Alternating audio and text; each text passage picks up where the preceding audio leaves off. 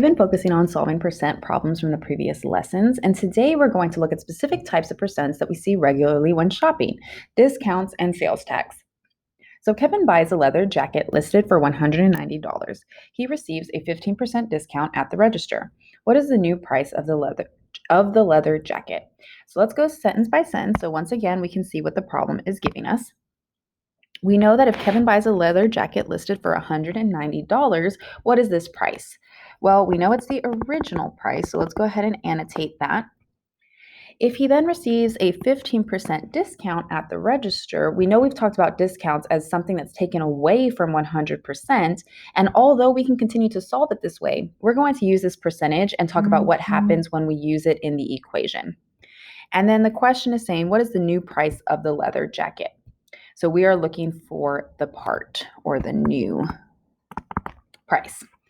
So let's begin to substitute what we have into our percent equation, remembering that it's Q equals percent times whole.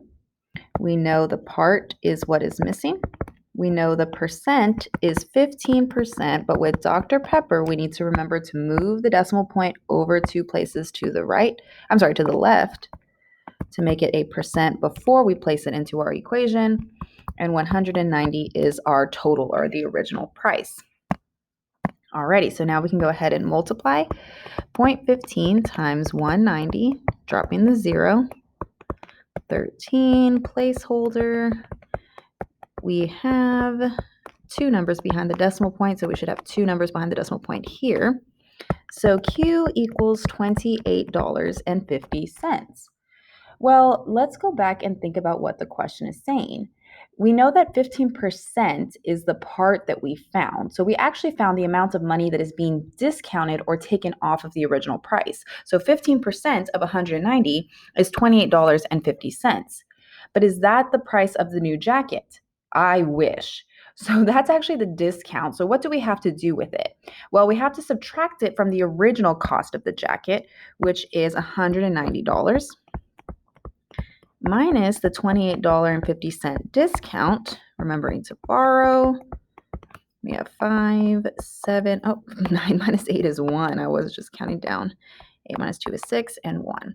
So the new price, our sentence, the new price of the leather jacket is $161.50. So we need to stamp that we have found our new price. So for discounts, we can subtract the discount from 100% and then solve to find the new price like we've done previously. Or we can use the discount as the percentage in our equation, but then we must subtract the amount we get from the original price. Either way, discounts lead to subtracting. So let's go ahead and try one on our own.